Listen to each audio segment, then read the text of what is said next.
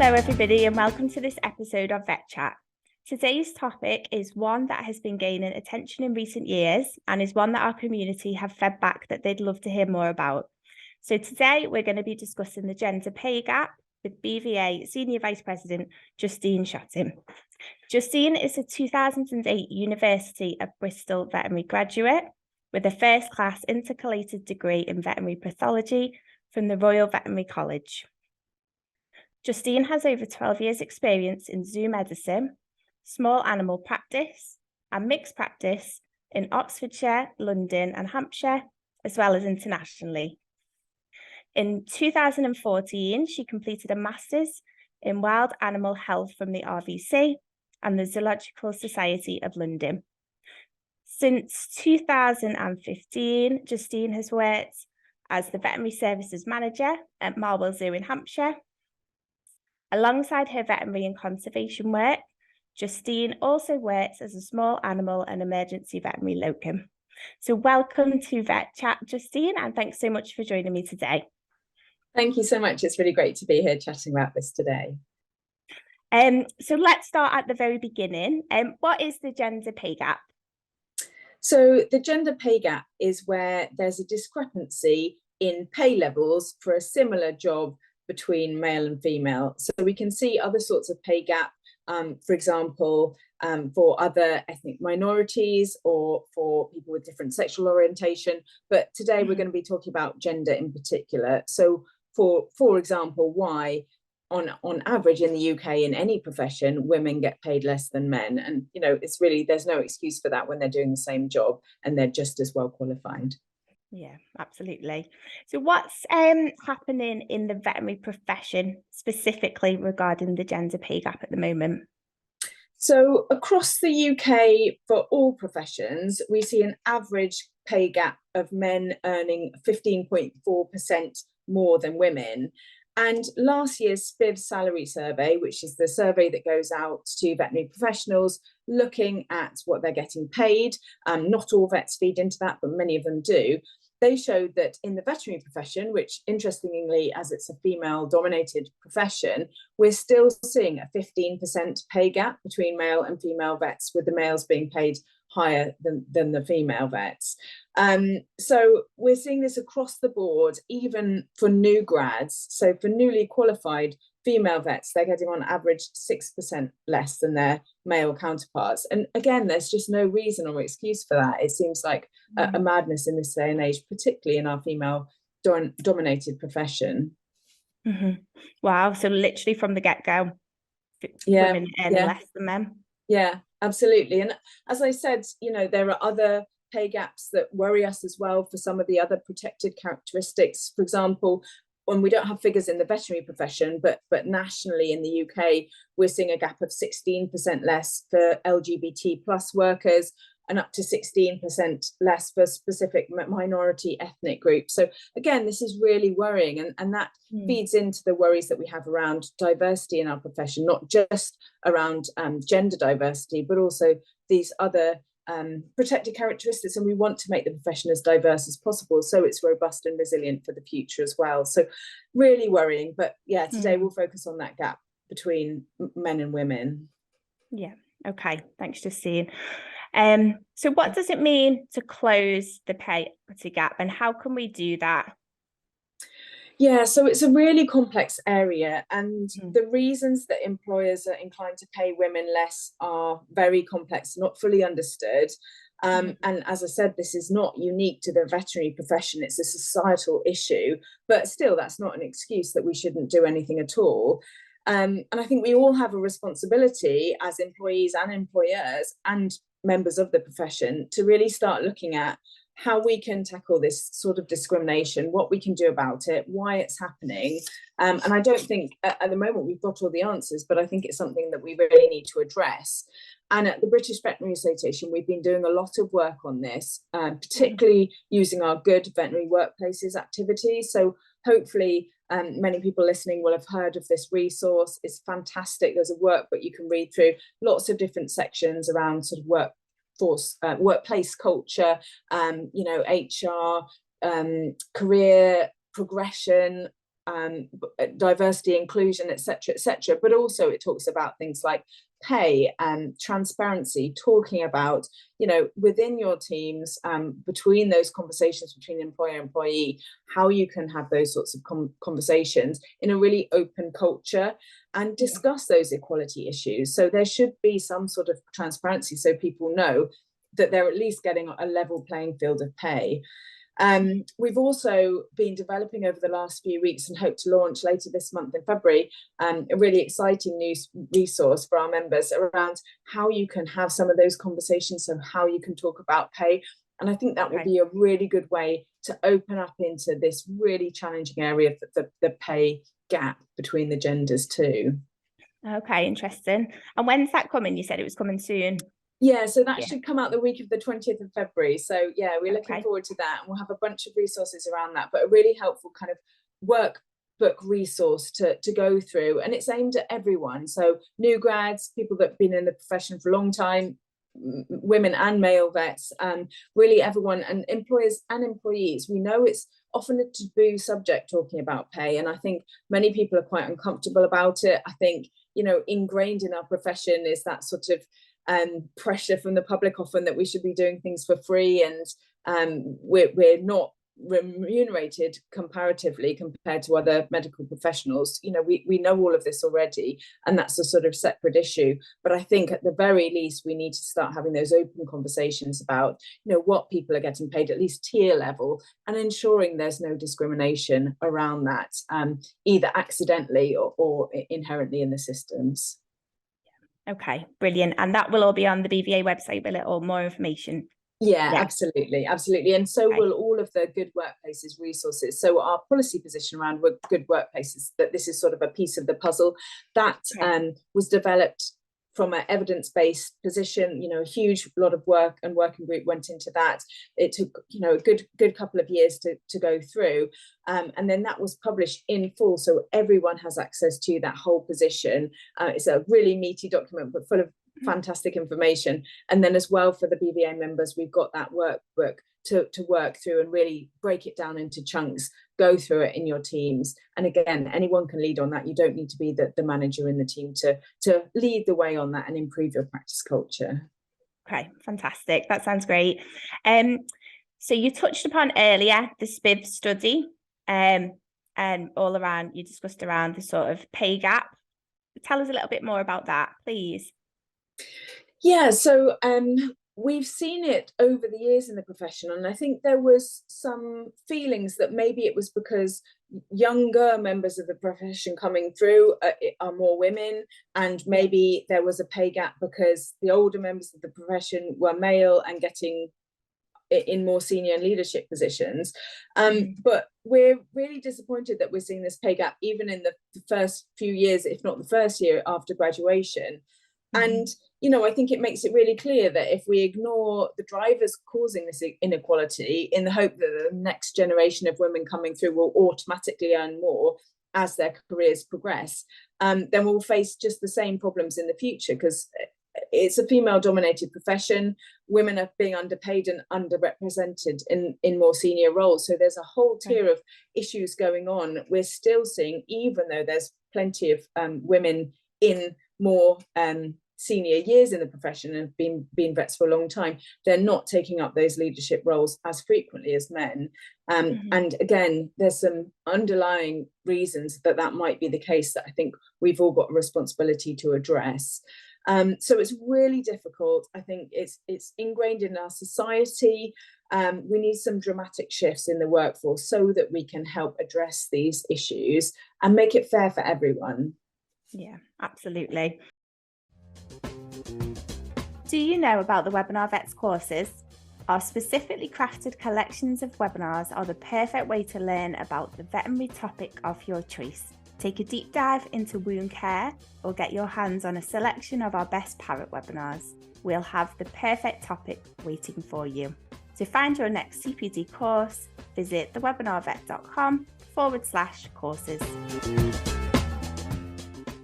You touched a little bit on before as well about the BVA and some of the great workbooks and things that you've got there. There was also a study with the University of Exeter around gender discrimination. Do you have any more information about that you could share with our listeners, please? Yeah, so the University of Exeter did a lot of looking into this sort of area, and they did an experiment called the Mark and Elizabeth experiment. So that looked at a male and a female character with identical experience and qualifications, and they tracked them throughout their careers, and they found that the employers were likely to pay women less and to offer them less support in the workplace as well, to progress into those more senior roles. And that was throughout the career. So as you were mapping these two people, not only were they paid less, but they also had less opportunity. So therefore they couldn't earn more because they weren't in the more senior roles. So, you know, that's really worrying. It's really just completely inexcusable, in my opinion. And, you know, it's something that it's been shown in an evidence-based way that this is happening, and it is happening in our profession. So I think that there's a lot of talk, particularly around women with families and how we can function as vets. And I think we really need to focus on flexibility and flexible working. And interestingly, we've done a lot of surveys around this as well through our Voice of the Veterinary Profession surveys. We found that actually most people, whether they're men or women, want to work flexibly because of lifestyle reasons, not because they've got caring, i.e. children, responsibilities. So they want to work because they want to do their leisure activities or pursue another hobby or something like that. So it's not quite what it may seem on the first look at this. That being said, it's really important that our profession embraces flexibility. And I think COVID has probably helped with that, because it's shown that we can work in different ways. You know, there's more options for splitting shifts or giving people part-time options, retaining those staff. This is key and critical to ensure we don't have vets leaving the profession, because if they have kids and they need to provide some care, or if they want to pursue other things so that they can have that better work-life balance, whether they're male or female, you know, it's really important to support that and embrace that, because that's how we will keep vets in the profession and ensure they don't leave, which is what we're seeing currently. And it's the employers that are going to take that on board and embrace that, I think, that will be the ones that thrive and are resilient into the future, because they'll have teams that are fulfilled, that are having a really good balance. If they have got caring responsibilities, such as families, whether they're men or women, they'll be able to provide that care. So really important to embrace that flexibility, I think, as well. Yeah, absolutely. I mean, I'm still gobsmacked about that study with the University of Exeter. So was that a recent study? It wasn't something that was like 20 years ago? Yeah, no, that was just a few years ago. So when we were developing the this resource, but also the Good Workplaces work, it looked at that, and we did a whole piece around discrimination. You might have seen our microaggressions campaigns last year or the year before as well. So that University of Exeter study fed into many of these resources, and sadly we're seeing those statistics coming through, and it looked at other things as well, but particularly around gender. And you know, I think you might make the assumption that in a profession where there's so many women, the women will get paid the same as the men, but it's just not the case. And I think it's quite surprising to many people, definitely outside, but also within the profession, to actually hear that that's still going on, and that it's very similar to the national average as well, at that 15%, which is significant. Yeah, absolutely. Okay, brilliant. So how can we sort of manage and lead and deliver pay equality in the veterinary profession? Obviously, you've explained how it's still such a huge problem, but how can we actually drive change and make a difference moving forward? Yeah, so I think we've got a long way to go, and that data supports that really. We need to progress this. We need to look at it urgently, and that will again help with that retention piece. We need to bridge the gaps and create the environments where everyone can thrive from graduation onwards, and they feel like they're being valued and having a fair deal. Because again, I think if people feel like they're either being undervalued, or you know, it's not fair, and it's the male vet who always gets the promotion, for example, then they're going to leave the profession and do something else where they feel like they can have a better opportunity for progression. Career development is something in our Good Workplaces that we found is, again, a massive driver for retention. If those vets don't feel like they're going to make their way up the career ladder, whatever that looks like for them, then again, they're probably going to leave. So, you know, I think we can't sit back and wait for the societal change to happen, and hopefully that will happen as well. But because we're such a profession that attracts so many women, we need to be really leaders on this ourselves. Yeah. And I think ensuring women are being promoted into leadership positions is critical as well. So women are seeing role models in the profession in those leadership positions, and I think that is getting better. But again, we've got a long way to go. And when they're there, ensuring they're getting paid at least, you know, on the level playing field as their male counterparts. Absolutely. I think we need to tackle issues around discrimination across the board.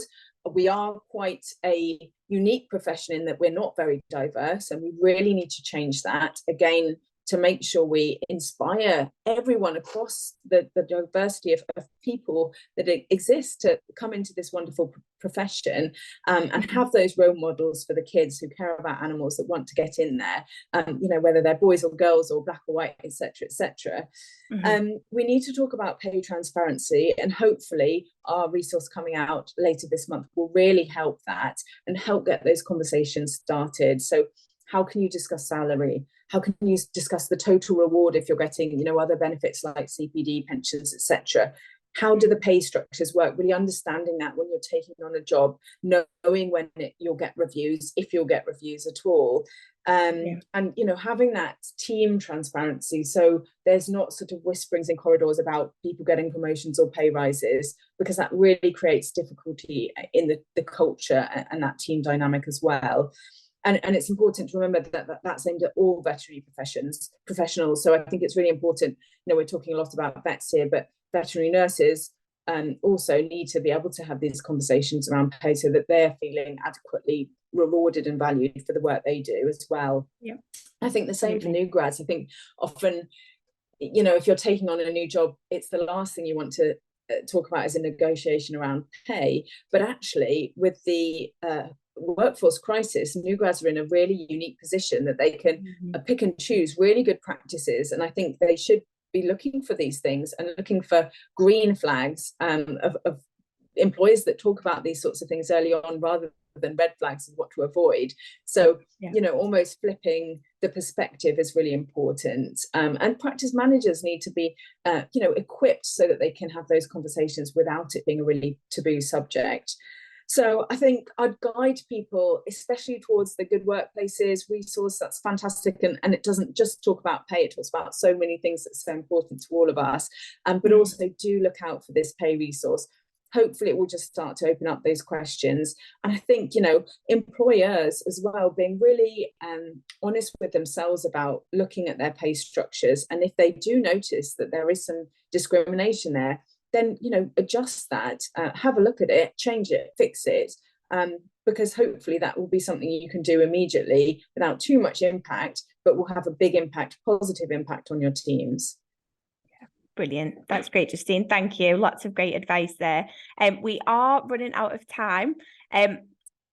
Everything that you've mentioned, you know, if you send us copies or links or anything, we can make sure that we get all of that on our blog, so that if people are at the Webinar Vets platform, it's very simple for them to go and have a look if they need any further information. Have you got any final comments or anything you'd like to share before we finish today? Yeah, just to say thank you so much, and just to remind people, have a look at those resources, and try not to be afraid about chatting about this. I know it's really hard, particularly, you know, if you're in a practice where you feel like you maybe aren't getting paid the same as someone else, or you feel like you're being undervalued, rather than just sort of give up and leave, or just you know, ignore it, it will have an effect on you. So I think, you know, being brave to have these conversations, and hopefully making it, again, more of the norm, because we all need to be talking about this, and that resource hopefully will help you guide through how you can approach that in a really helpful way. So good luck to you all. Oh, thanks, Justine. That's brilliant. I think the fact that women are still getting paid less than men for doing exactly the same job is just crazy, and it's just totally not okay. So thank you so much for listening. It's been a really important and thought-provoking discussion. So thanks very much, Justine. Take care. Thank you. Take care. Thanks. Bye.